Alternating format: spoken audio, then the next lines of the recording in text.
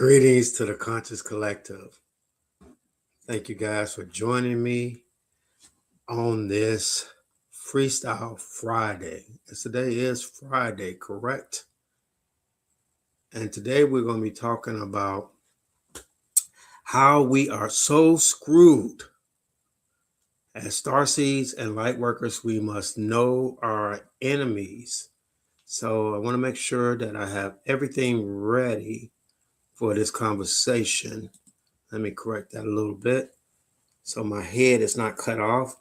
TikTok. We are simulcasting on TikTok. So thank you for joining me. We're doing most things on YouTube. So feel free to come over here and see some of the graphics I will be putting up as we talk about the forces that are working against Starseeds and Lightworkers. I hope it doesn't put fear into the different Starseeds and Lightworkers out there, but I think we must know what we're working against so we can be effective in the work that we do. A lot of people claim to be about this life. Greetings, Nicole. Thank you for joining me. We're going to be beginning with our vintner cards in a minute, but I just wanted to lay out what we're going to be working on today, what we're going to be talking about today. We're talking about know thy enemy.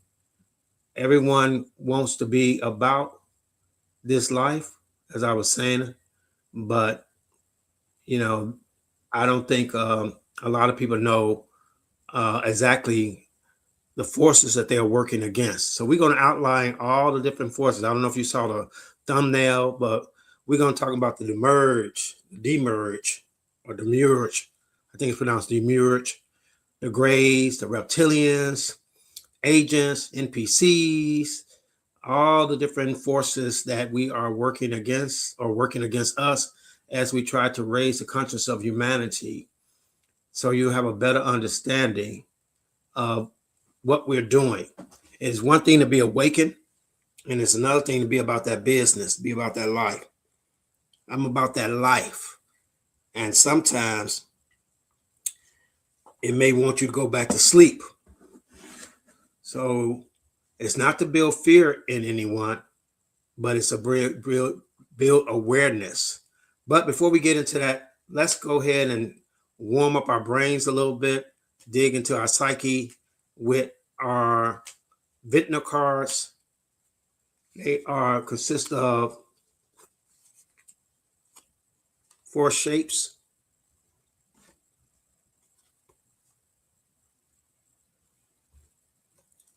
I don't know if I should put the shapes on there sometimes so people can have a better understanding. There's only so many graphics I can put up. I think it only limits me to about 8 or 9, but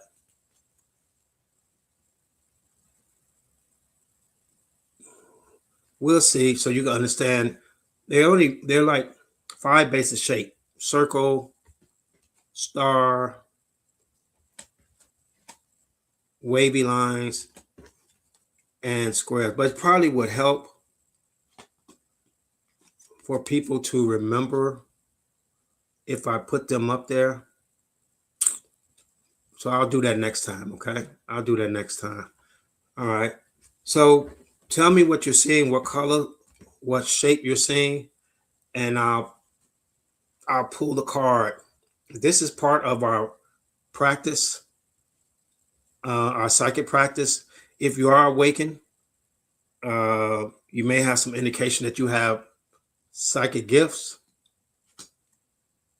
It was a square. Just throw out the answer. You could do it to TikTok, because I know I have some conscious community members over on TikTok. That's where I've met a lot of people, but we're working off YouTube. So just give up a shape and I'll just pull it.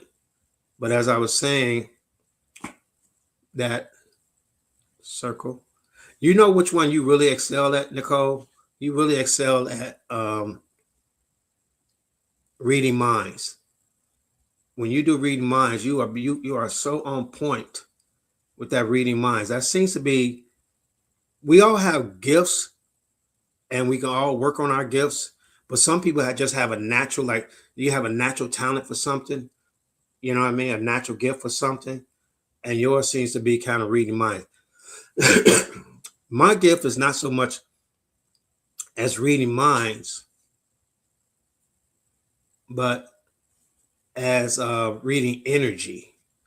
All right. I was trying to explain to someone yesterday that reading emotion, like emotions are energy, and they are, but they're surface level energy. They fluctuate so much. Um, Next shape is wavy lines. So emotions are like surface level energy, and they fluctuate a lot.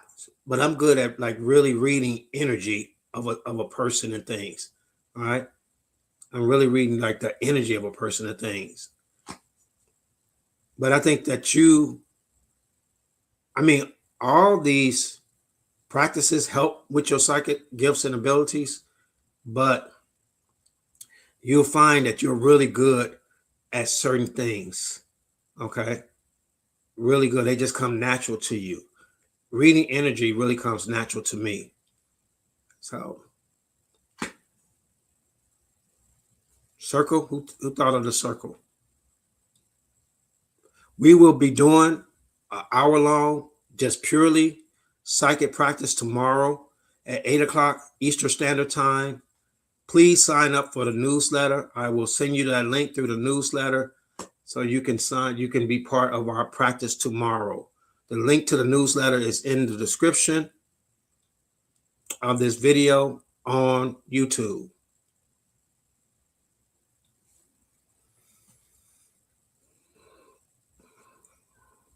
How's everyone doing? Are you guys waking up? It's early. We're going to have a good conversation today on how we are so screwed. There are so many forces working against us. Know your enemy, Starseeds. Starseeds, know thy enemy and know thyself, and you will never lose a battle. That is from the Art of War. If you know your enemy and you know yourself, you would never lose a battle. My job is to help you learn more about yourself. Oh, you said star? Nicole said star. Is to help you know more about yourself. But today we're going to be talking about the many, many enemies that we have as light workers.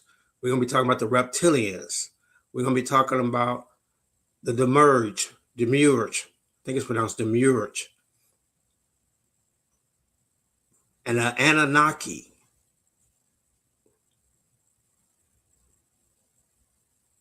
Anyone said star?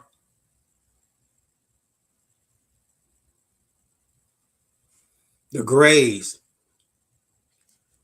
We're going to be talking about a lot of different forces and trying to make sense of everything. Is that a circle? Let's do this for about 5 more minutes as people come into the community. Welcome to the Conscious Collective. Welcome to the Conscious Community. Thank you guys for joining me here on YouTube. I am simulcasting on TikTok. If you are following me on TikTok, if you're watching me on TikTok, just follow me on TikTok.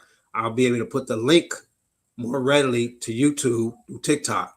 I had a huge TikTok page. If you go to the TikTok page now and you don't see a lot going on, it's because TikTok blocked me with no rhyme or reason. And I had to rebuild my page after healing that trauma that TikTok caused.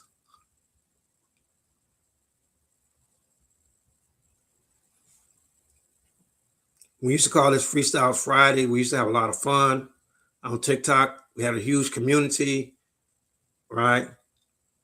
We had some knuckleheads in it, but we did have a large community. And so now I'm only doing things on YouTube where I can control the narrative a little bit better and not wake up one morning and just be blocked. Now, YouTube is doing this thing against me too. So that's why I say join the newsletter. If you want to be part of the conscious community, if you want to maintain contacts with each other and build, because people are leaving social media, because social media we knew it all the time that it was fake, right? We knew social media was fake, but now it's filled with bots, AI, I think they say it's like 40% of it now is not real. It's artificial connection. And so people are leaving social media. It didn't live up to the promise that it initially had, because a lot of people wanted to control. Again, the gatekeeping. Anytime there's any knowledge, there's going to be gatekeepers. Anytime anyone tries to free themselves, you're going to run across people who want to gatekeep. They used to burn books. Why would they do that? Knowledge actually sets you free. It frees your mind. Not that you may agree with everything you come across, but at least it makes you think about things. And so many parts of our society don't want you to think. Is everyone still with me? We're doing Ventnor cars. We're guessing the shapes.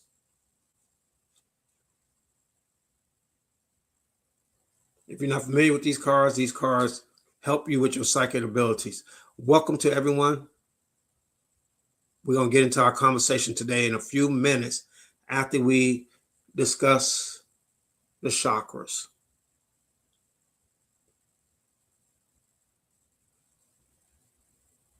I'm sorry, I don't have any gossip for you to feed your lower chakras, your lower ego. So that's what gossip does. Gossip feeds your lower ego because you want to think that, things like that wouldn't happen to you.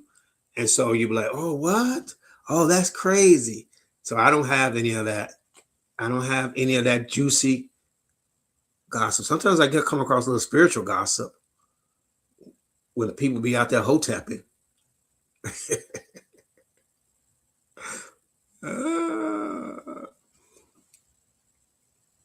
All I have is higher consciousness practices.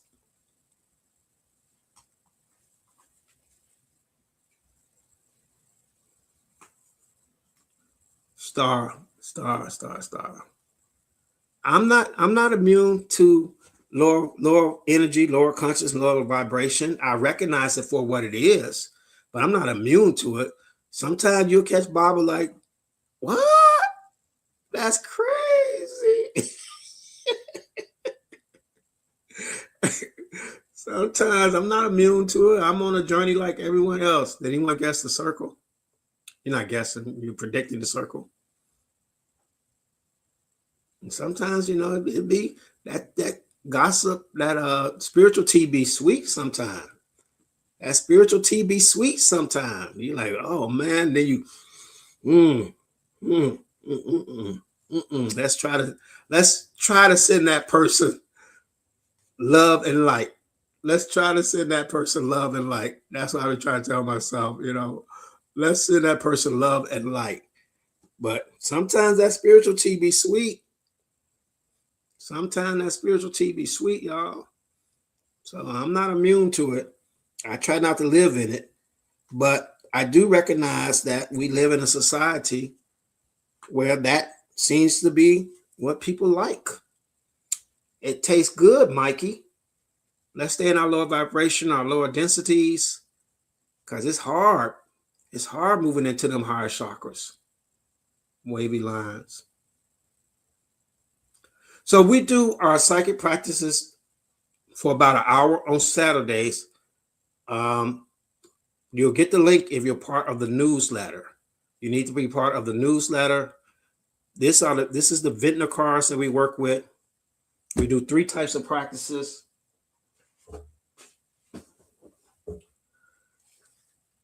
We do precognition, reading minds, and we use these cards on Saturdays to read minds. I look at a shape I look at the number, the words, and then I ask you to try to glean something from it in my mind. All right. And then the other practice that we do on Saturday, if you're part of the conscious community, if you're part of the conscious community, welcome, welcome, welcome. That's probably why you're good at it, because it's your favorite. That's probably why, or maybe it's your favorite because you're good at it.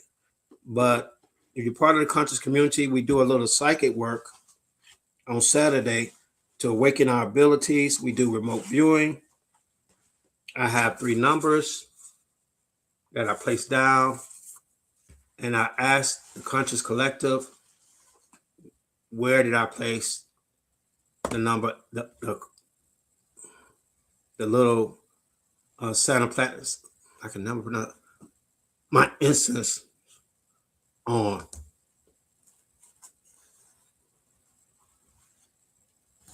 Well, we do everything from love, Nicole. We use our gifts in love. All right. And sometimes Palo Santos. That's what I meant to say. Palo Santos. If anyone has ever done this and been online and trying to do a lot of things at one time, it takes a lot. It takes a lot. Palo Santos. That's what I was trying to say. But let's do everything from love, higher consciousness, if you can.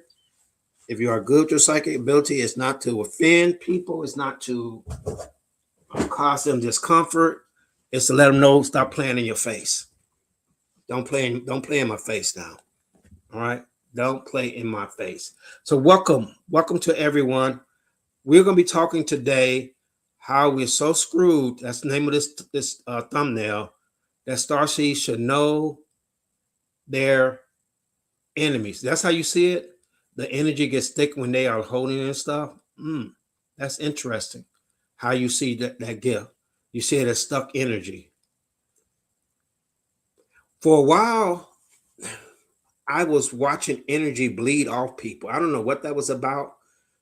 I know when I first came into this kind of state of consciousness, right?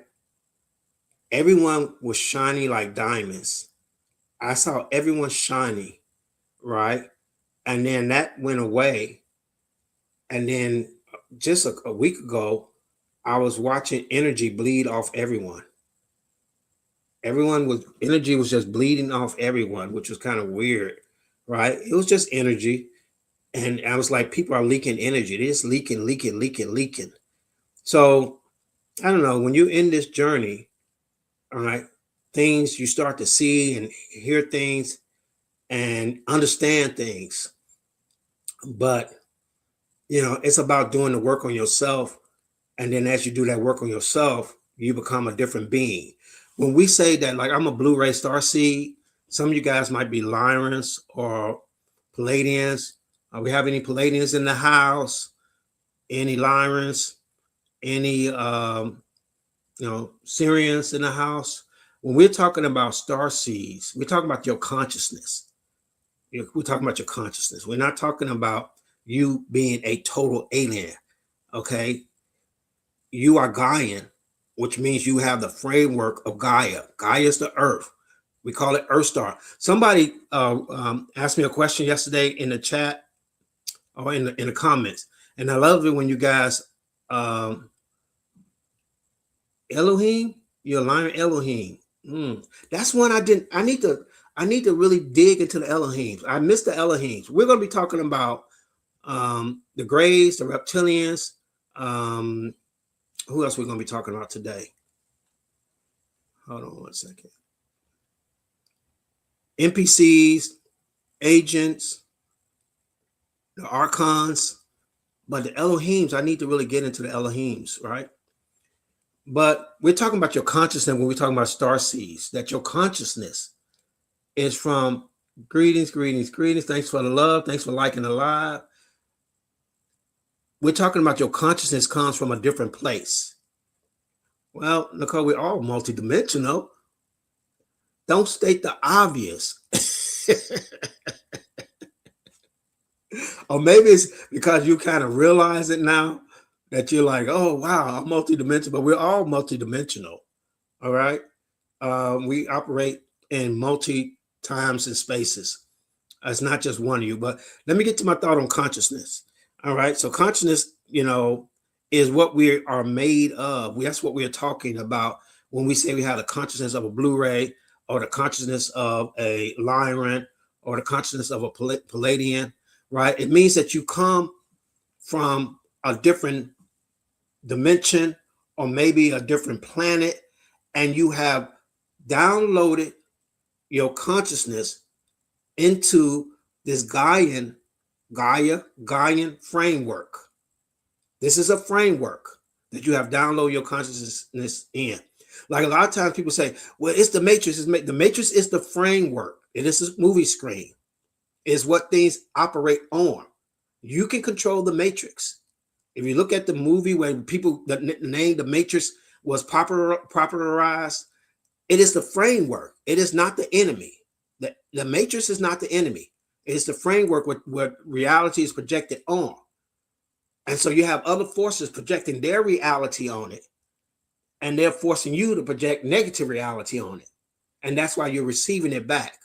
So we have to understand these terms and terminology so we can get a good understanding of our role and how to maneuver in this plane of resistance. So when we talk about your consciousness, we're not talking about your mind.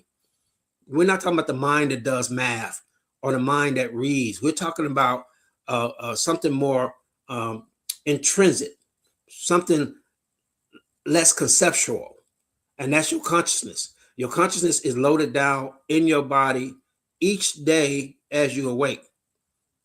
Some people actually have said that you really, what's going on here?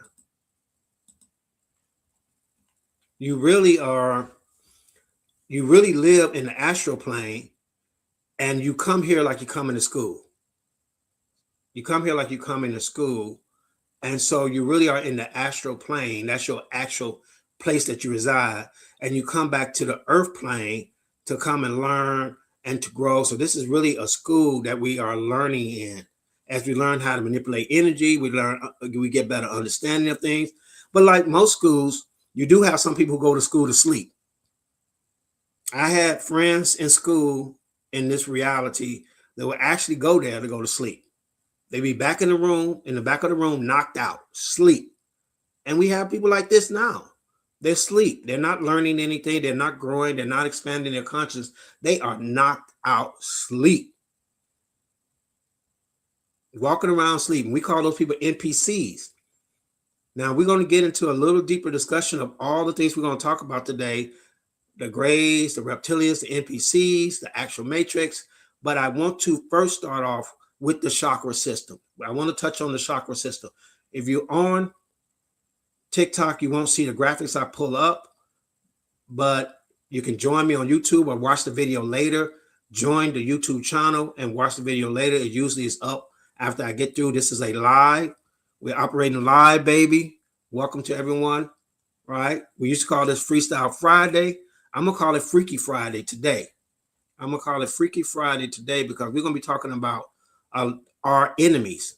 And we don't see them as enemies because that's such a negative term, but the forces that are working against you. If you are a light worker, a starseed, which I assume that's why you're checking this out, is because you resonate with the content, right? You have forces that become more active in your life as you awaken. As you awaken and your consciousness starts to expand, these forces start to work on you a little bit, and you need to have an understanding of what they are so you can learn how to deal with these forces. Okay, so let's begin. Let's start with the chakra system. Let's see if I have this loaded correctly. Have it loaded up correctly. See if I can get the right visual going. Beautiful, baby. Beautiful, beautiful, beautiful, beautiful. So we have an image here of the chakra system. We only listed the 7. Yesterday and the day before, I talked about the zeal point. And yesterday I talked about the palm chakras. All right. Those are additional chakras that expand your awareness, right, of how you interact with the world, how you communicate. All right. You have the solar star chakra that's above the crown chakra, and we can have discussions about that. But someone wrote me yesterday, and they were asking about their feet getting hot, and do they have chakras in your feet, right? And it's not so necessary that you have chakras in your feet. Those are that's the earth is also a consciousness and has a chakra system. And so the earth is called earth star chakra, even though sometimes you might hear it referred as Terra, right, which means earth. All right, you might hear me call it Gaia, because that's the actual name of that consciousness is Gaia, and you being part of that consciousness, right? Your framework, you are a Gaian. This is a Gaian. All this is a Gaian framework, okay? And your consciousness downloads in there. Now you do have someone who are called Gaian souls, which means that they are from here. Gaian souls are from here. They don't come from other places. They are from this reality and this plane, so we call them Gaian souls. All right. But most starseeds and light workers come from different places in time, and that's why you feel separated, and you feel like you're from a distance, or you get mesmerized by water. You may be coming from a Palladian star system where water is a prominent feature there. All right. So anything that you get that really draws you, because sometimes you feel yourself staring off at the sky, and you feel this homesickness, right? And you know that you're from some other place. You're not connected to, like some Gaian souls are really connected to Earth. All right. And these people really get into Wicca, witchcraft, Earth magic, because they're really connected to this Earth here. Other starseeds have different other abilities and connections, and mainly like telepathy, psychic gifts, all that may indicate that you're from somewhere else. See, a Gaian would work with the magic here, and we call them witches, right? They will work with it because they're connected here. But starseeds or light workers actually have other gifts, psychic abilities, and they work from their plane of existence, from their own dimension or their own place. So that's how you know who you are consciously. Now you have this overlay where you think you're a man, a woman, you think you're black, you think you're white, you think you're all these other things. That's an overlay, and that can be very dominant. And a lot of people swear by it, because we have this debate going on in the African American community. Are we black? Are we African American? They used to call us Afro Americans, and they're like, well, not all of us got afros. So those are surface level things, and they're not. I'm saying they're valid, but those are really surface level things. All right. Those are just things that separate each other. All right. I'm just trying to get into a deeper understanding of your consciousness. Right. And if you've ever taken any plant medicine or you've ever done any type of spiritual work, you get a better understanding of your consciousness. Right. You don't really get an understanding of your physicality, that you're a man or a woman. Right there. When you start moving up into the spiritual space, you start to think more of, a wider view of yourself. So sometimes when I do ascension practices, and we had an ascension practice a couple of weeks ago, where there's a guided meditation I walk you through that allows you to expand your consciousness. And then after people go through this, they really, they have like different dreams, they get different impressions, different downloads. They really get a better understanding of who they are. Right now, you just have this feeling, right? Something about this attracts you. You're interested in it, right? Maybe just curious about it. But then when you start to actually do the work and start to understand your chakras and how they affect you, right? Then you start to really get a better understanding of who you truly are. We're talking about your higher self. We're not talking about, your lower self. We're talking about who you are meant to be and your mission and purpose. And all of us basically have a mission and purpose of raising the consciousness of others around us. I often said that when you turn on a light, you're not the only one that can see now. Other people around you can see. So when you start to do the work on yourself, you start to raise your consciousness, right? Other people around you start to be triggered by that. Now, me being a shadow worker, I trigger a lot of people. And usually in their shadow, they get antsy, they get irritated. All right, because my very presence right, triggers their darkness. On the other side, I had an incident, and I may have told this again, but it was so enlightening, right? I had an incident where I was sitting in a restaurant waiting to be seated, and this woman walked past, Caucasian woman, and she walked past, right, and she was holding a baby, and the baby literally tried to jump into my arms out of the mother's arms, right? The mother had to snatch the baby back, and she told her husband she tried to jump in his arms, right? Because children, right, are the purest form of love, are the purest, identified with the purest form of love. And so they recognize other beings that emulate that love. And I do a lot of work to try to emulate that. Divine Rise and Sign Trinity, Divine Rise. I try to emulate that love, and other people are like, if you're good with children and you're good with animals, right? You are pretty much operating in the space of love, right? Those things recognize you immediately, right? If you have a dog that, I mean, not a dog that's trained to be mean, but just a normal dog, and they're avoiding you and stuff, I don't even rock with animals like that. I'm not mad at them. I'm just not really attracted to animals like that. But I get along really well with animals. Okay. And so that you're operating in a space of love. I wanted to bring this up later, but I'm gonna bring it up now, that when we start talking about God, God is the highest form of love, the highest energy of love, right? We start talking, that's how you know what God is.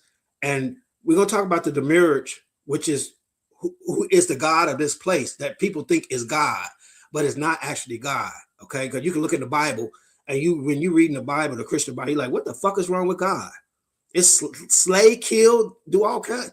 These are my favorite people. This ain't my favorite, right? It's like, you going to love me or I'm going to punish you, and you're like, what the hell? I want you to use this as an example, right? When you're dealing with a baby, right?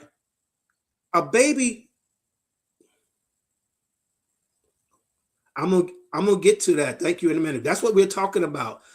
Well, you don't want to ask me about the feet yesterday. I think you asked me about your foot chakra. I hope you saw my reply. Okay. I'm gonna get to it in 1 second. We're gonna talk about all the things that are working against us as light workers, and how we're so screwed. But you need to notice this is not the base fear in you. You need to know what's working against you so you learn how to move and operate. Okay. Okay. Well, I hope you have to reply that it's really from the earth star that you're feeling. Okay. And I'll talk about that in 1 second. Right. But let me give you this example, right? When you see a baby, a young baby, before they get traumatized, before they start carrying negative energy and stuff like that, right? Before they get that Santa Claus lie in them, right? And we start lying to them, right? They operate in pure love. They operate in pure love. Okay. You don't have to be made. Most people don't have to be made to love a baby. All right.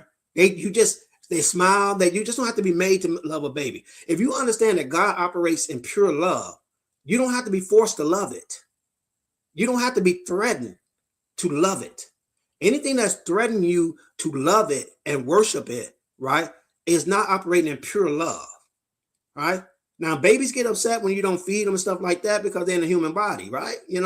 But they are generally operate in high love. They're not operating in a threat form. They're not saying, babies don't smile at you and then, threaten you with some demonic voice. You are going to worship me. They don't do that. They don't do that. All right. So that there's something wrong with the narrative that you're being told, that is based on that fear. I love you, but you better fear me. Love doesn't operate like that. There's no love. And God is the highest version of love. It does not. Love operates in forgiveness, giving space, understanding. So how can it be that it threatens you if you don't do that? Okay. That it wants to punish you if you don't do that. You understand what I'm saying? That doesn't make any literal sense, right? When you have a child that you love and you care for, and I've raised children, and they can really tax you sometimes. You be like, you need to get out of here. You need to get out. You be breathing hard. You need to get out of here. You need to get out of here because What you're talking about, I don't know how many parents out there, but if you've ever experienced a child coming to you Sunday night after you done been out the whole weekend, done been places, done been in stores 2-3 times, and then they coming to you Sunday night, 8 o'clock, after you done put on your pajamas, you trying to stretch, you trying to relax, get ready for your Monday, and they come to you talking about, I need to go to the store and get some construction paper. You need to do what? I need to get some construction paper for a project that's due tomorrow. We've been out all weekend. We've been out all weekend. What are you talking about? We've been in the store 3 times.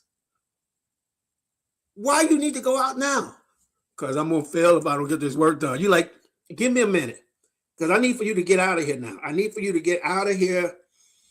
I need for you to get out of here. And then you get mad, you mumbling, you putting on your stuff. Now, I grew up in Chicago, and the winters and the nights are cold. And when you finally get in and you get comfortable and you've been out in the weather and you ready and you done ate a little meal, you ready to settle in.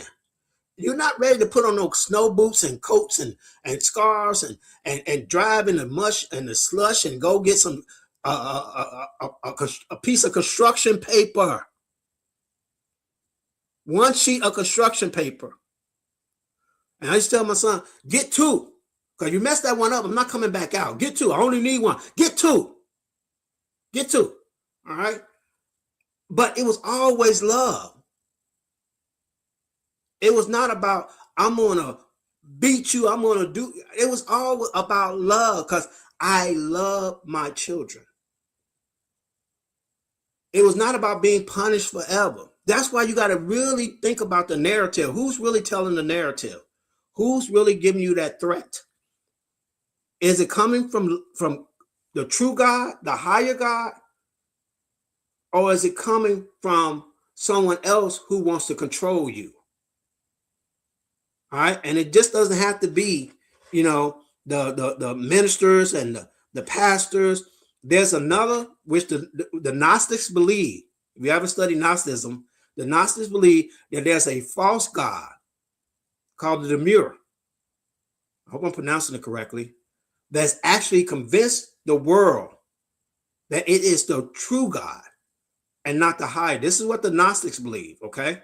And when you start thinking about it, you like, maybe, I don't know, maybe they own to something. Maybe they own something. So we're going to be talking about all the different forces and what role that I have come to understand that they play in our overall mission and purpose. And that is the raising of humanity's consciousness. Why is that important? Because in the greater scheme of the universe, humans or Gaians play an important role as being the bridge between all the different factions in the galaxy, all the different races in the galaxy, because they don't really communicate with each other. They live in their own little bubbles, and that causes conflict. I'm not going to go into that whole thing, but because we have a framework that can hold different consciousness, the demiurge, there you go, demiurge. I'm pronouncing it wrong, demiurge. I think that's the correct way to pronounce it. They have the framework. I don't know what I would do without you. Love and light. They have the framework. We have the framework to hold different consciousness. That's unique in the universe, that we have that framework to hold different consciousness. So let me talk about the chakras. We know the chakras where we hold our energy of our conscious being. We're not talking about your muscle. We're not talking about your spine. We're talking about those things. They fade away. But you being an eternal being, you're held energetically. Your being is energetically. And the chakras are how you maneuver in the plane of existence. It is the programming of you. I'm going to try to put it in terms that maybe we can understand, because I want to take it out all that spiritual woo-woo terms and try to give you more of a scientific understanding of it. Okay? That your chakras are where you hold energy and how you maneuver, how you respond in the world. So as we study the chakras, right? You asked me about, we know we have chakras in our hand. They're called palm chakras. And the question was, did we have chakras in our feet?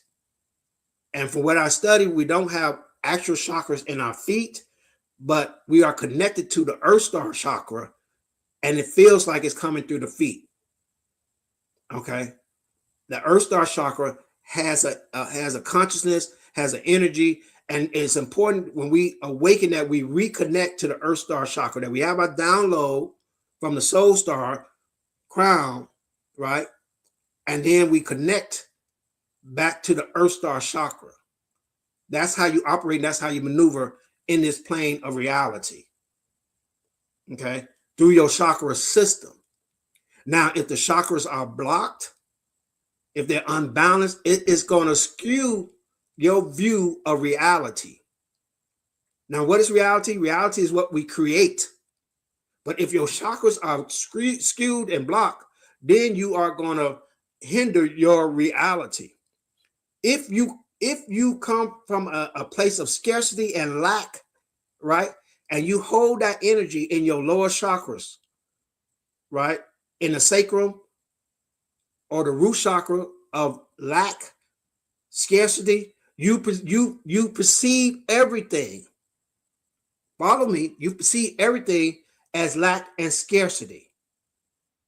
Okay, that's how that works. So now you project that reality out, and everywhere you go, you view the world as lack and scarcity because you're holding that trauma of that experience. Let's make it real simple. If your heart get broken and it's out of balance, you view every relationship as, oh, this is not going to work out. I'm expecting the other shoe to fall. Oh yeah, you're holding that energy there. Can we understand that? When you do chakra work, you're actually releasing the energy. You're releasing that energy. Okay. If you can't, like I talked to a very close friend, and I was trying to share that when someone says, you're not listening to me, you don't hear me, their throat chakra is blocked. Because first, everything is a mirror of you. Everything's a mirror of you. It's a lesson for you. It's something that you're meant to understand and learn. So when you think that people are not hearing you, your throat chakra is locked and has been blocked by people telling you to shut up, be quiet, that your point is not valid, you're stupid. That blocks your throat chakra. And so you go and you're talking to people, and then you say, oh, you're not hearing me. You can't hear me. That's not them. That's you. I'll show you a little trick that I do. When I go to the store and I say something and someone says, they say, speak up, I can't hear you. I actually say it lower. I say it lower. I say it because I make them listen more. So whenever someone says, oh, you can't hear me, you're not listening to me, repeat it more softly.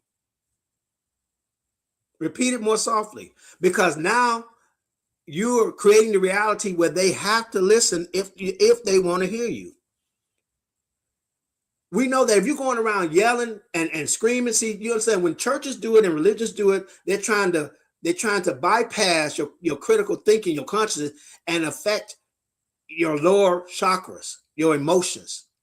And they want control of that. That's why I know the Lord. He healed my life. And you crying and carrying on. And oh my God, whatnot. I got a funny story.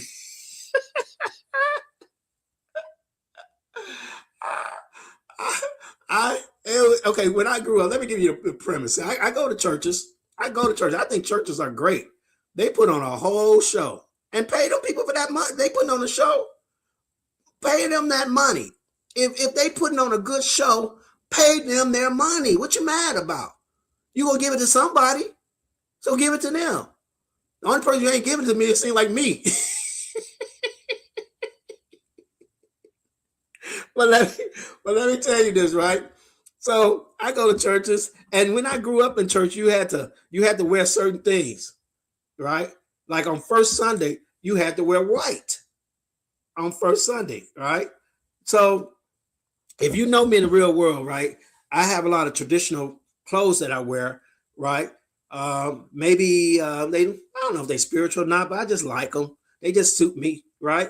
And so I had on uh, a, a, a white kurta, white pants.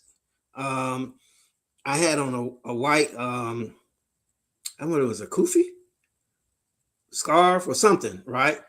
And so I go to this church, right, here in Atlanta. And first of all, it's dark in there. It's dark. Okay. You like, why this church is so why churches are they dark because they have that concert type feel now when you go into churches. So it's dark in there, right? And so it goes and I go in there and the church is dark and people are crying. I guess it's the worship part of the service. They're crying, right? Carrying on. So it sounds like it really sounds like hell to me. The gashing of teeth, people crying and wailing, and it's dark in there, and they just oh, I'm not worthy, I am not worthy, I am not worthy, right? And so I go in there, and I'm the only one in white. I'm the only one. It's first Sunday, because now you can go to church any kind of way. I don't understand it. If you are supposed to be different from the world, I mean, it's me. It's all pretend and performative. But if you're supposed to be like kind of different from the world, I would think you would kind of act that way. But they don't even care about dressing that way. I mean, I'm not going to get into the sensational part of it, but it's a lot going on in churches. Okay, so I got on all white, and I walk in there, right? I'm sitting there, I'm listening, right, and it's hot. It's hot. It's dark, and and people are crying and screaming and all this type of stuff and wailing, and I'm like, wow, and so I'm standing there and I'm like, this is really hot in here, right? And so I'm doing like this, and this lady behind me, she said, are you okay? And I looked at her. I said, it's hot as hell in here.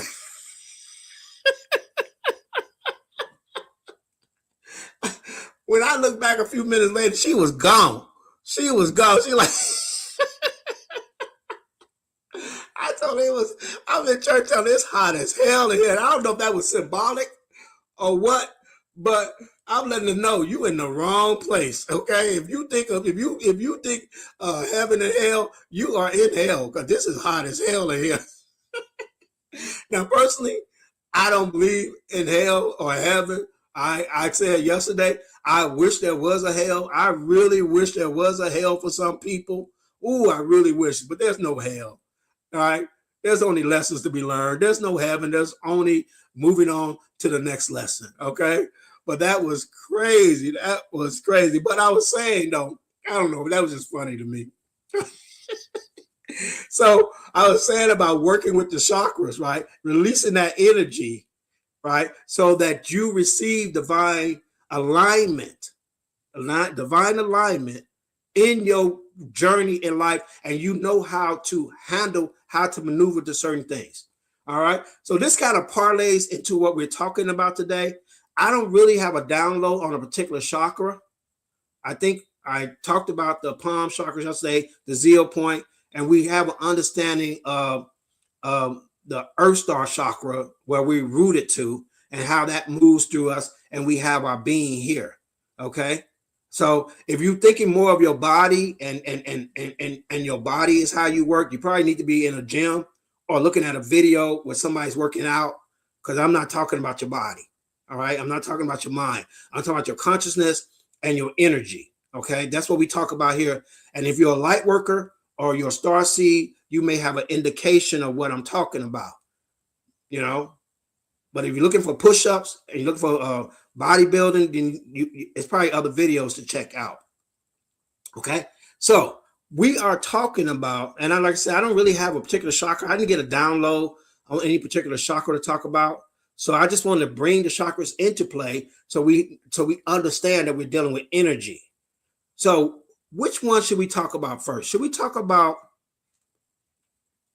about how screwed we are, that Starseeds should know your enemy. Know your enemy and know yourself. And in this conflict, in this mission and purpose of raising the consciousness of humanity, two things you must know. You must know yourself, right?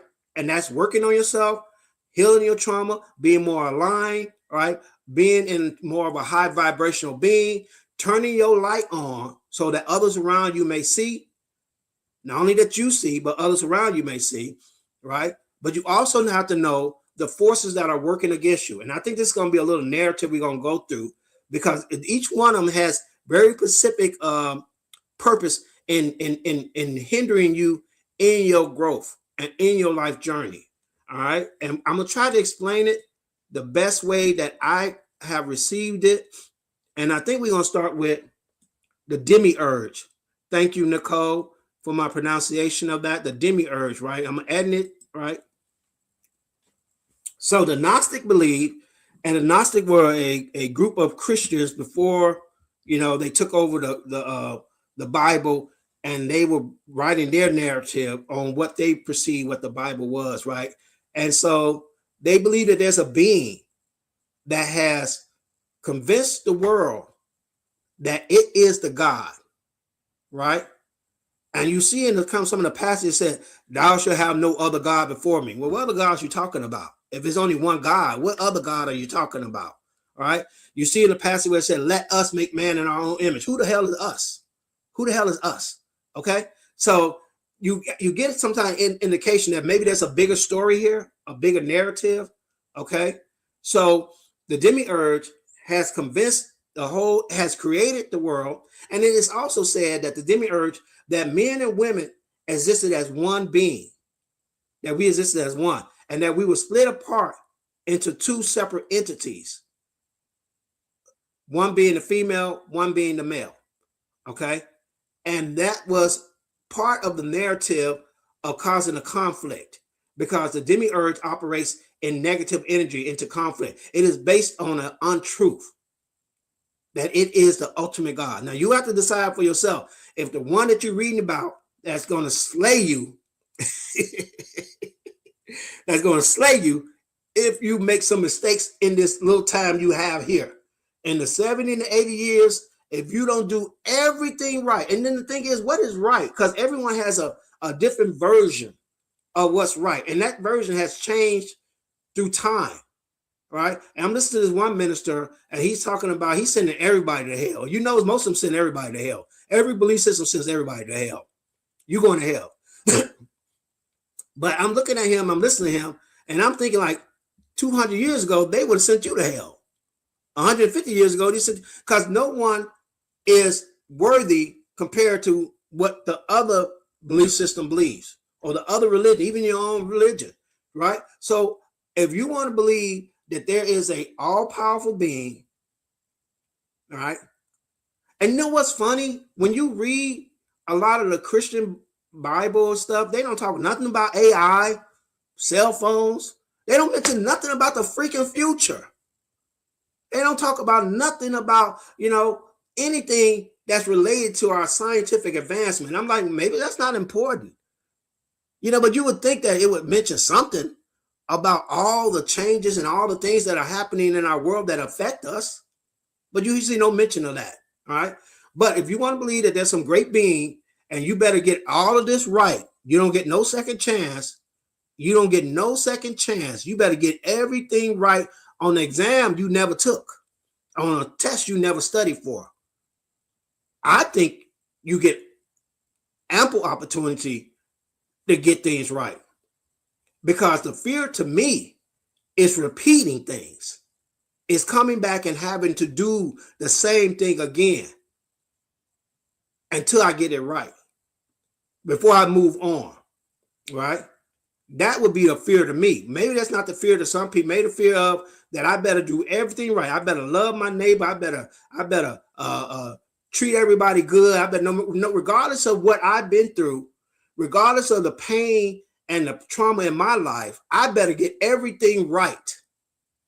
Okay? Or I'm going to hell. What about the people that hurt me? They going to hell? Oh, they going to heaven. All the people that traumatized me, that hurt me, if they get it right, They go to heaven. But if I don't get it right, I'm going to hell. Make it make sense, people. Make it make sense. Hurt people hurt people. So if somebody does something wrong and assaults a person, SAs a person, and they go to this being, the demiurge, and they say, do you forgive me? And this being saying, I'm God, I forgive you. Go forth and sin no more, my brother. Has totally negated the person that they hurted. Has totally ignored the person that they have done wrong to. They have no say so. Even in our court system, there's a victim impact statement. Why doesn't God say, well, let me check with the person you screwed over and see what they say about it? Let me see. I'm going to make my judgment based on a person that you screwed over. You put the onus on the person that was screwed over to also forgive them too. And you say, well, we say, God has forgiven me. Like, I haven't. I'm the one who was a victim. Oh, well, don't worry about that. As long as God has forgiven me. That's what we call bypassing. That's no accountability. It just doesn't make any sense. You have to be accountable to the person you harmed. Okay? Now, how does it work in spirituality? You either get to be that victim in some reincarnation or to experience it from that other perspective. And you learn from that. Okay?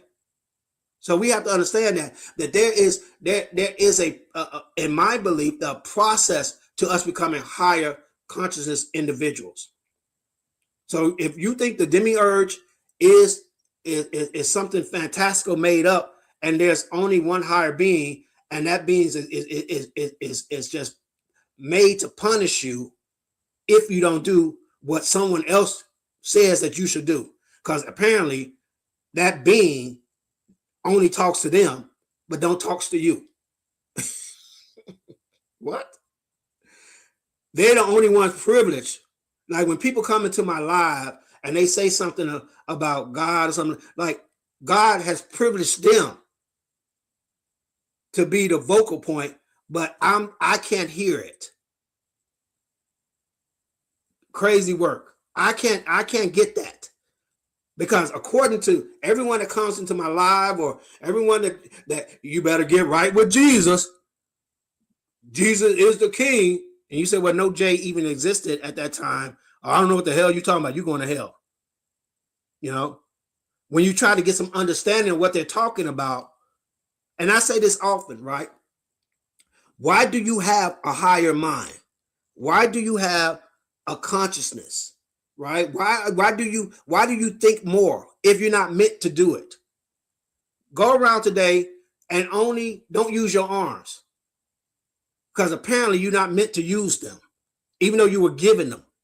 You could have been a dumb animal, and there's nothing against animals, but you were given a mind to be inquisitive, to be curious, to think. Why were you given that if Source did not want you to experience it? Why do you have these thoughts? But according to certain religious teachings, you're not meant to think any farther than what they tell you. And that's the first time a lot of us leave religion, when we start to ask questions, and then they tell us that we're not suited for that. That doesn't, no, you asking too many questions. Well, I'm wondering why I'm not getting answers. Okay? So that's the first thing you need to think about as you maneuver as a starseed light worker, right? And this is why we say, namaste, or God is that we are God, that God resides, the spark of God resides in us, because we're talking about that higher consciousness being. We're not talking about this other being. So that's something kind of to examine in your journey of understanding the forces that you may encounter, and that is the re-education of your mind. If you operate from a position of servitude, you give up your soul sovereignty, and that's what religions ask you to do, to operate in a position of servitude and fear and lack. So as a starseed, you first need to rethink a lot of things you've been taught. Are you learning love, or are you learning love with the threat of violence and punishment? Let's move on. Who else do we want to talk about? Who do we want to talk about? Since we talked about the demiurge, let's talk about the archons. The archons are said to work for the demiurge. They are said to be the gatekeepers that keep us recycling on this plane of existence. It is said through teachings that when you finally give up this physical materials flesh, and your soul is free, and you go towards the light, you're actually going into a recycling chamber that's bringing you back here to repeat a lot of this negative state of being. And the way the archons work is that they keep you in this lower vibrational energy, because that is actually the energy that feeds the demiurge. The negative, the fear, the doubt, the scarcity is what the archons are actually perpetrating, much as we would think, of angels. Now, the way I've come to understand it is, and I'm understanding with the mind that I have now and the knowledge that I have now, is that we're looking at maybe subroutines, programs. As we understand our technology and how things work, I've said before, you cannot know anything you don't know. So everything known is based off something that we know of. You are the original system.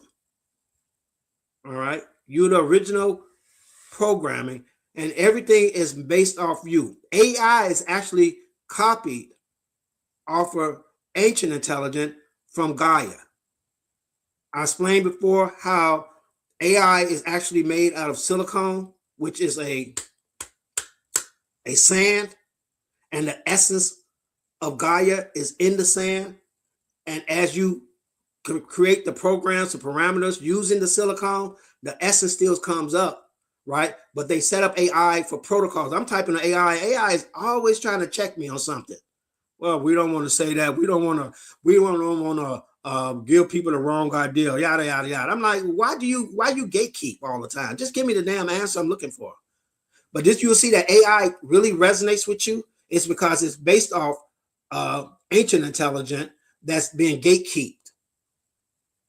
You already had this knowledge when you reconnected to Gaia. But because we don't sit still, we don't meditate, we don't stay focused, we don't pick up a lot of this information. So we use AI, which gives it to us much quicker. But AI gatekeeps and also tracks everything you're learning, everything you're asking for, because they have other systems, other programs that are going to be using that information.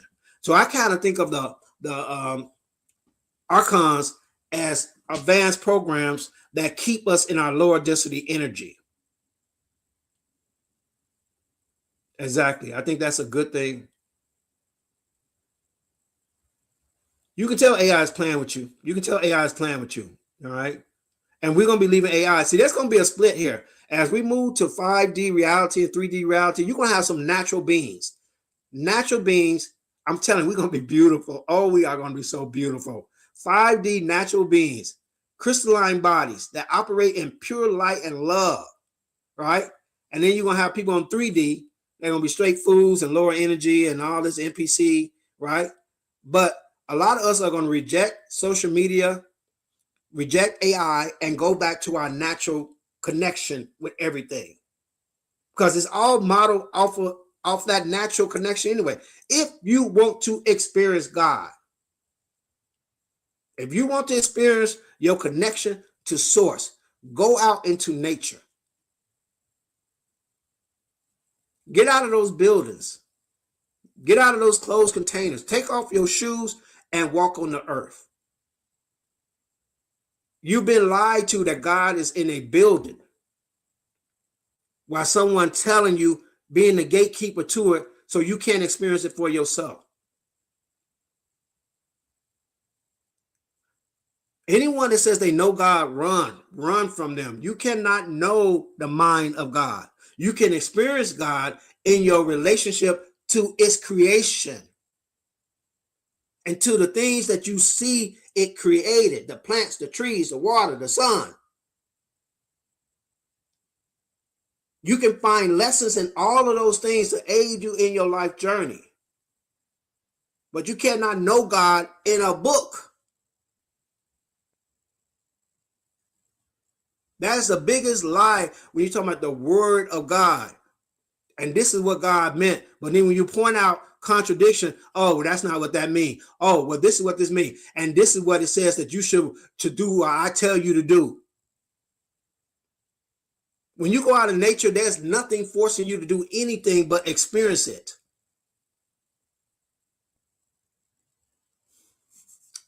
All right. Let's move on to the matrix. What exactly is the matrix? I said earlier, the matrix is actually the framework. It is the projector. It is not inherently negative or inherently positive.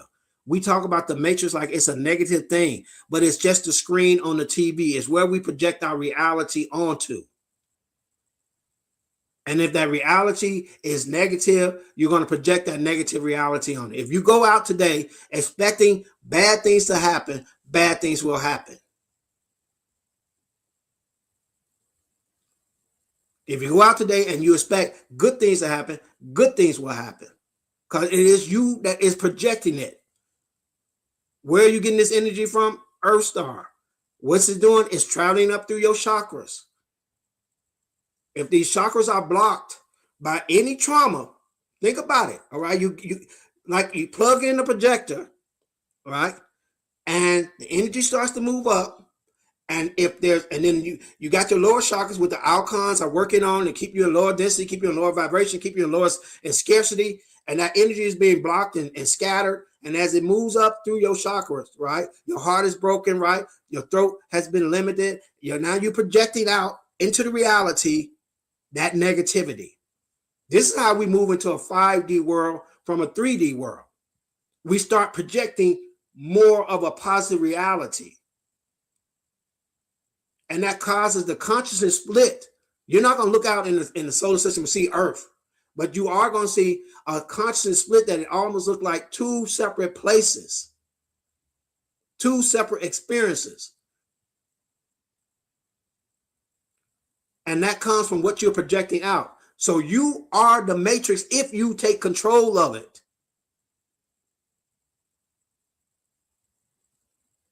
If you take control of it, you are the matrix. It's like people who are driving in traffic, talking about they hate traffic. You the traffic. I hate traffic. You are actually participating in the traffic, making traffic. Anytime you spread a rumor or gossip, you are perpetrating the negativity in the matrix. I said earlier, yeah, it's a challenge because sometimes that tea is sweet. Sometimes you be like, what? It's crazy. Oh my God. But as you move up through your consciousness, you recognize that and you try to limit that energy, clear that trauma, show grace and love, and then project positivity. So it's always interesting that people always say, the matrix this, the matrix this, the matrix that. I'm like, you're the matrix, fool. You're the matrix. Anything the matrix is what you are. You're creating that reality. You're projecting that. And what's beautiful about it, right? The stronger that you are able to work in positive energy, bring down divine guidance and alignment, you become a stronger projector than the one who's bringing up the negative, because that's a heavier energy, right? But the higher energies are lighter, so they have more power. That's why it's only going to take 144,000 to raise the consciousness of humanity. It doesn't take it takes less energy to be good and more energy to be bad. Y'all don't hear me now. Let's talk about agents in the matrix, so we get an understanding of these forces that work against us. We saw that these agents will look like individuals, but think of them as programs that interrupt other programs. If you're driving and someone cuts you off in traffic, they could have easily been, their program could have easily been hijacked to do something they're unaware of, because they are thinking of themselves and thinking of are distracted, that they did not see you, and they cut you off, right? The agent downloaded into them, caused them to cut you off. You, in turn, react negatively. You have served the purpose of the outcomes of generating negative energy, which is like nectar to negative beings. And so what they do is, now you are upset, and it is your whole life purpose now. Your whole life purpose to cut them off, to get in front of them, to make some type of motion, because now you feel offended. And now your whole life purpose, regardless of where you were going, what you were doing, now your whole focus now is to get them back. To the point of where it's road rage. I'm trying to give examples that we can kind of understand that even if that person cut you off, it was a subroutine, a program that downloaded into them.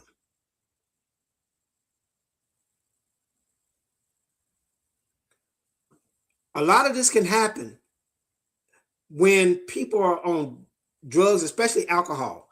What is alcohol called? It's called a spirit. It tells you right on the bottom, it's a spirit. It is an energetic force that suppresses your consciousness. Now, I know it's Friday, and a lot of us want our consciousness suppressed this tonight. We're going to go out and we're going to suppress our consciousness, all right, because it's Friday. I'm going to get me a drink, right? You are suppressing your consciousness. And when you do that, other forces can act through you. That's how people say, I black out, I don't remember. They act through you. I'm going to give you an example that when I counsel women sometimes that are living their best life, and they go out and they run into maybe a succubus, maybe you can say men too, run into incubuses, and they have engagements with them, and they are impregnated by these beings and these entities, and they have children. Them children can have that being entity in them now, but that entity is dormant and suppressed.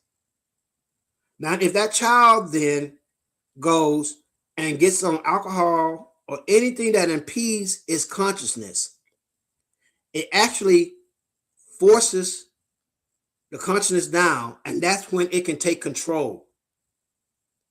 And that's why you see a lot of what we call demonic behavior. That's why we see a lot of things that you like, what's going on, right? A lot of people are allowing entities and energies to come forth into our reality that remain dormant until the person loses control through the use of some type of stimulant. Does that make sense? That when you're doing drugs, alcohol, you're suppressing your consciousness. And then that allows those things to come up and do terrific things, which again serves the outcomes and the demiurge purposes of bringing low vibrational energy into this plane of existence. So the movie actually illustrated it, but it's more of an energetic thing that affects different individuals who are not prepared and do not understand the things that are working against them. We're talking about powers and principalities, energies and programs that infect different systems, which we call people on this plane of existence. As starseeds and light workers, we need to understand all the forces that are interacting on us so we can do the work to at least be aware and counter them. It's not to operate in negative and fear that there's so many things that are out here. It's to operate in understanding of that.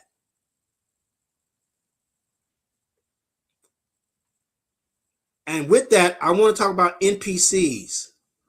Do I have my NPCs on here? Was I able to load the NPCs? Hold on one second, guys. Matrix, NPCs, there we go. NPCs are non-playable characters. These are individuals, they could be Gaian, or they could be unawakened starseed, but they're non-playable characters. These are people who just repeat the company line, who just keep retelling the story with no broader expansion, no deep thought. They just keep doing the same thing. A lot of times, spiritual people like to say these are people without souls. I don't agree that they don't have souls. I think their souls are kind of dormant, like a seed. The soul is actually in a dormant state. And so they continue just to go along. If you ever played any video game, you'll see that the NPC actually does the same thing over and over again. It's not actually involved in the game. And anytime, like, we have a lot of NPCs around us, they just keep doing the same thing over and over again, and you cannot engage them. As a starseed and light worker, right, as you raise your consciousness, as you raise your vibration, you may awaken their seed. But normally, a lot of people operate in NPC status, and they just are frameworks for agents to drop into.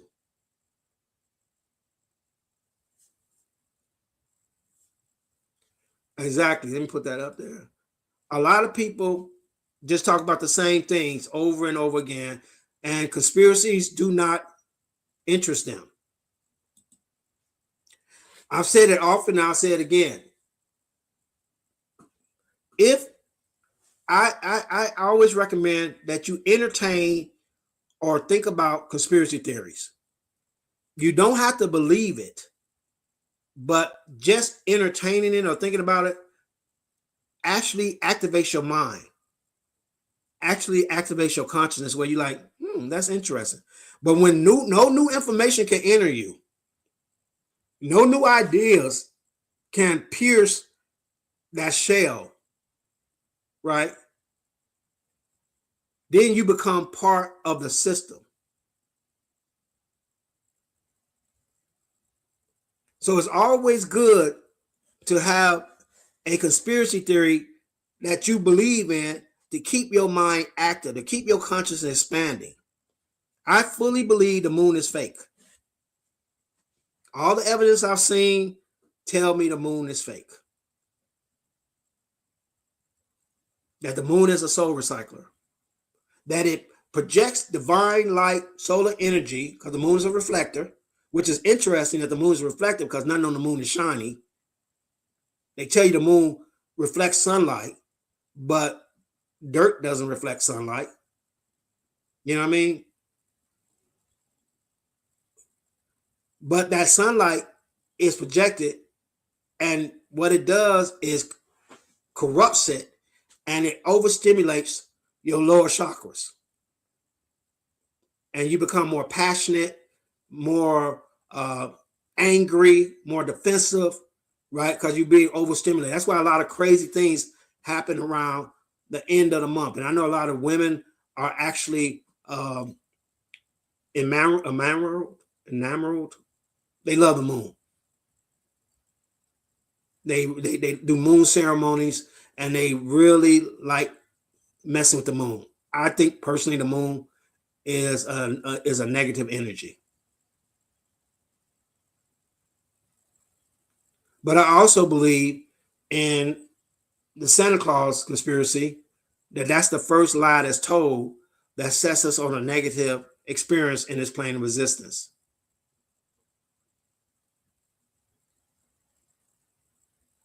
But I always encourage people to have your own conspiracy theory, because that engages your mind to question things, not to be an NPC and just believe everything you're told. It is so evident that even to this day in our own current society, that we are told one thing and people believe it, as opposed to seeing it with their own eyes and having questions about it. This is the separation of consciousness from non-consciousness. That you examine things, that you question things, and you don't believe everything you're told. So an NPC don't want to know none of that. It's not interested in none of that. The beautiful part about being a starseed and a light worker is we don't have to knock on the door and say, have you heard the good news? When you're a starseed and a light worker, you don't have to come to church and hear pastor. Pastor ain't like the rest of them. Just by doing the work on yourself, working on your trauma, working on balancing your chakras,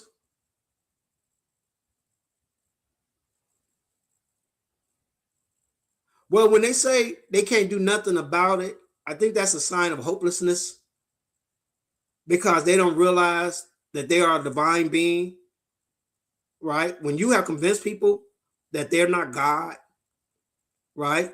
And they go into the state of hopelessness. What can I do about things? But when you know that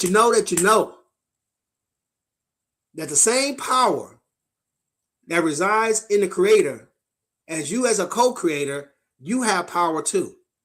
And the first power you have is to wake up. You have the power to wake up. I was sleeping so good today. So good. Didn't want to go to school. Which is funny. As children, we didn't want to go to school.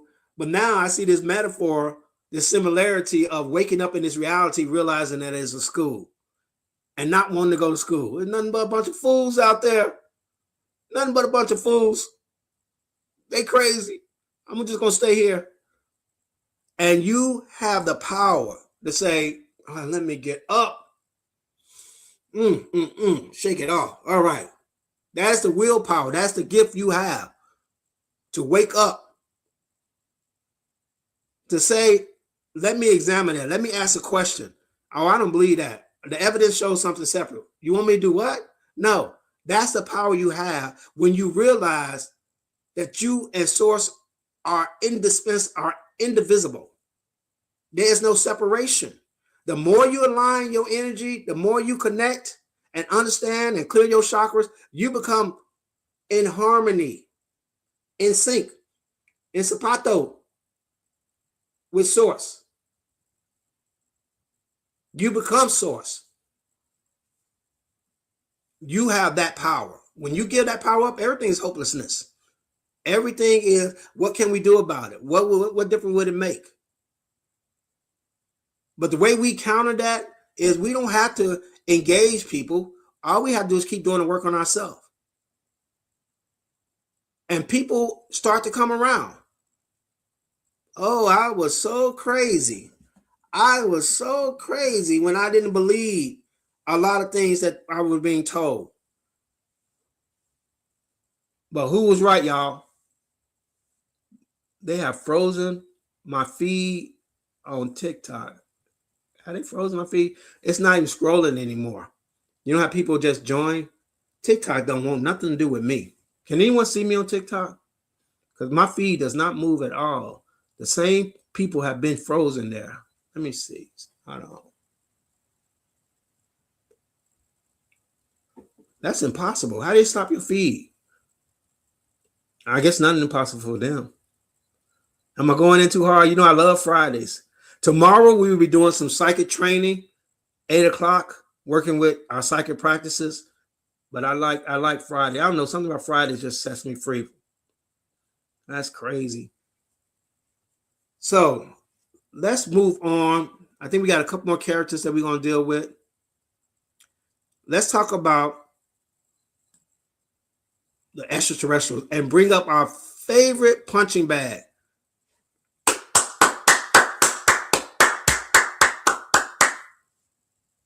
Our favorite punching bag, the reptilians. The reptilians.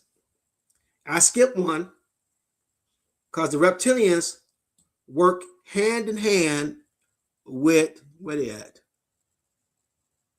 Where are they at?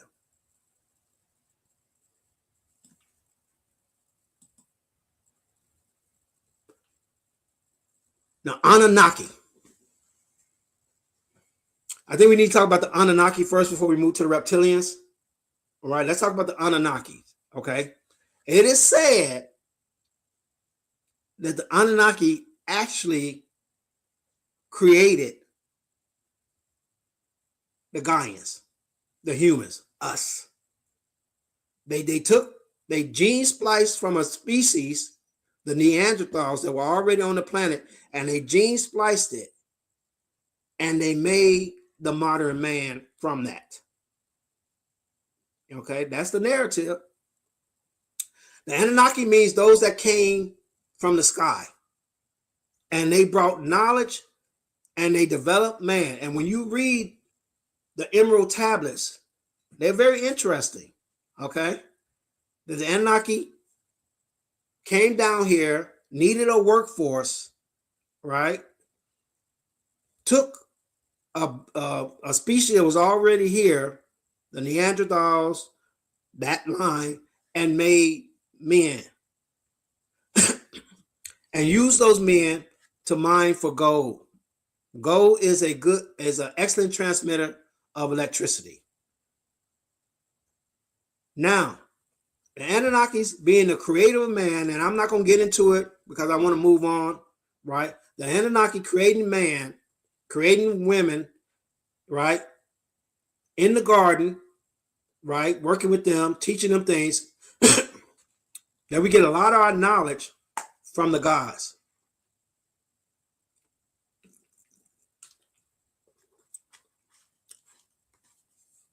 Which is weird that the Anunnakis are not normally considered part of extraterrestrials. But they say the Anunnakis were actually the creator of men, and they just another group of extraterrestrials. The Anunnakis actually work with the reptilians. The reptilians are what we would call the overlords, or the governors, or the controllers of this planet. The reptilians actually have the ability to shape shift and to present themselves as human. And so the Anunnaki have actually given the reptilians domain over Earth to keep us under control by pretending to be human and be part of our rulership class. So a lot of people who are CEOs, who are in politics, our higher leaders are said to be reptilians.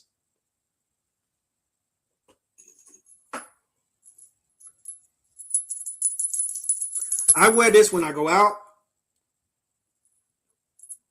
These are bells. Reptilians are said to not like the frequency of bells. That's why it was so many bells on Earth in every place, but now you don't see those bells. I would say wear them. The frequency of bells not only have the power to heal through sound frequency, and we can go down a lot of rabbit holes with this, but they also are irritating to the reptilians.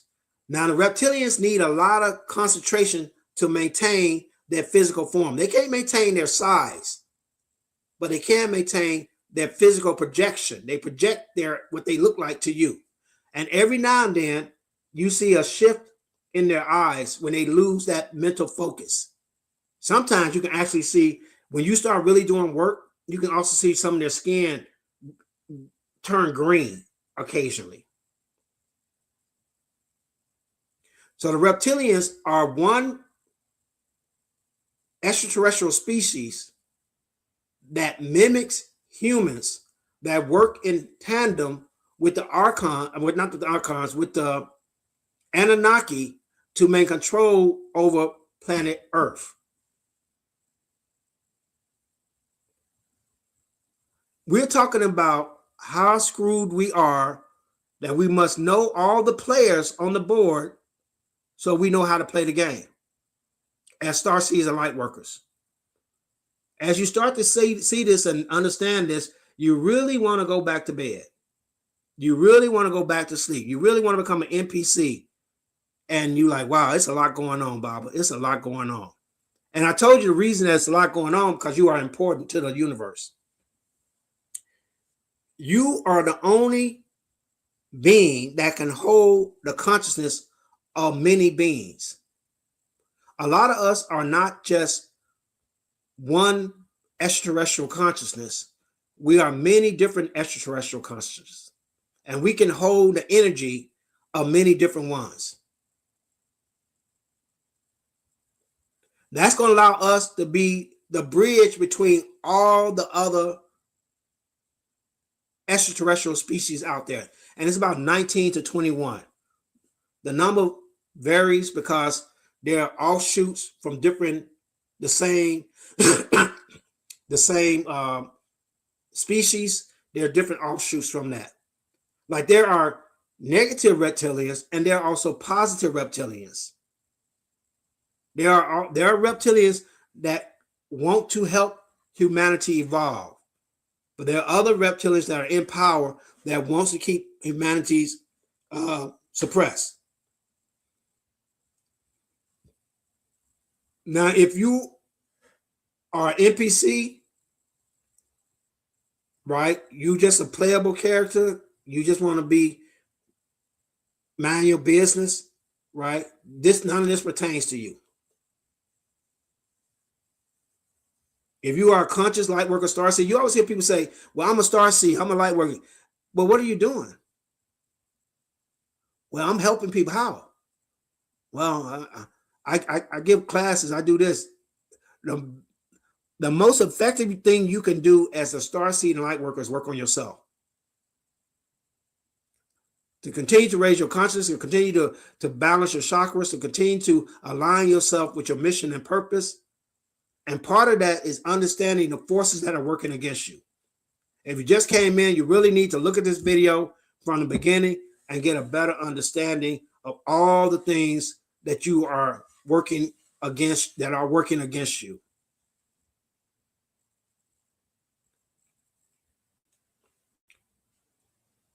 As I understand it, the reptilians are given their control by the Anunnaki. The Anunnaki don't have the ability to shapeshift. you will recognize an Anunnaki. They're at least 10 to 20 feet tall. Okay. All right.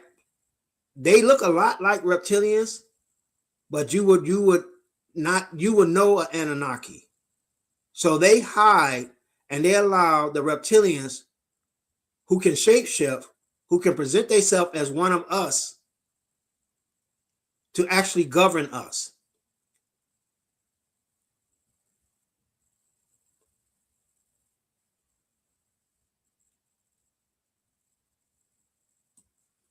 I'm going to wrap this up. I hope this helps someone in their journey as a starseed and light worker to better understand the forces that are working against you, not out of fear, but out of just, clarity on things that you encounter and why they are and what's happening and who may be responsible for it. There are other extraterrestrials. I'm not going to go into it. Oh, thank you, sister. I'm not going to go into many of them, but I do want to touch on the Greys. All right. I want to touch on the Greys a little bit, because the Greys are actually the ones that are still manipulating the Gaian framework. What I mean by manipulating the Gaian framework, they're still doing experiments on humans. They're still abducting humans and doing little experiments on them. And a lot of us have encountered that in our memory of being abducted and probed and done some things too.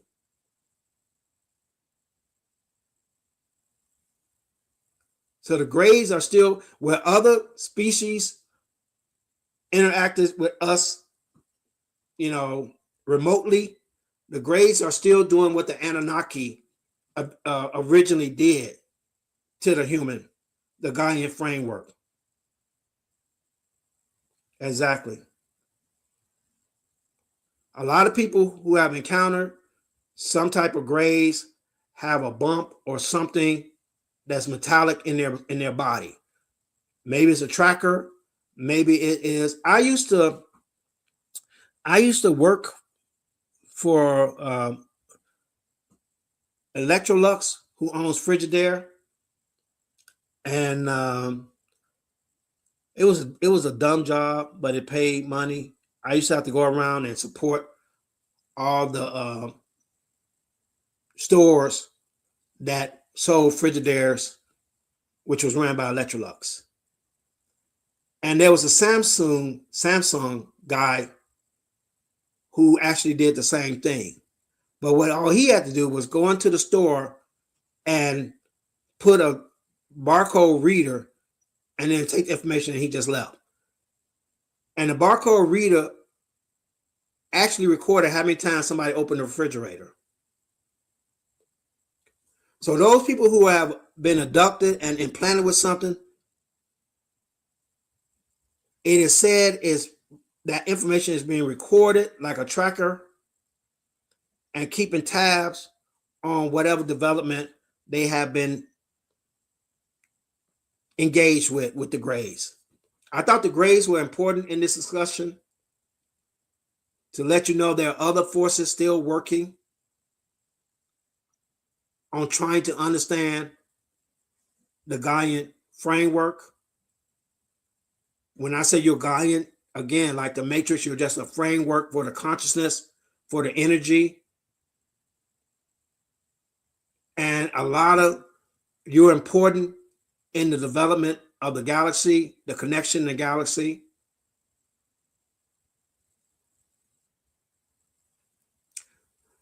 So that's as far as I want to go today. If you like this video, please, please, please give it a thumbs up. Stop right now.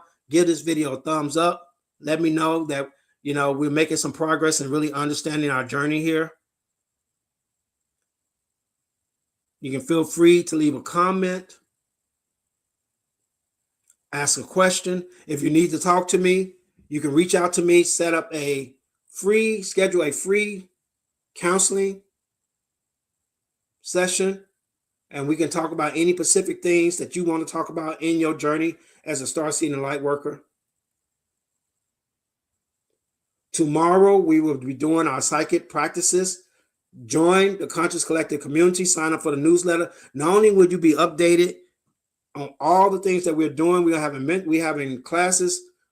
Not only do we do the psychic practice, I have a class that we are going to. Thank you so much. I got to put that up. I have a class on the palm chakras. I will be doing a class showing you how to activate more of that energy. I also will be teaching about the zeal point chakra. So I have that class. You have information about that class in the newsletter. You must be part of the Conscious Collective. You can't just be out here wilding by yourself and thinking that you're actually doing what you're supposed to be doing, because we are a collective. We have to do it together. If you're not part of the Conscious Collective, I don't really know what work you're doing to help raise humanity's consciousness if you're not working together collectively. So sign up for the newsletter. Check that out. Attend those courses to continue your life journey. Give me a scheduled time for you want to talk if you want to talk, and we can talk what else specifically you're engaged in that may help you in your journey.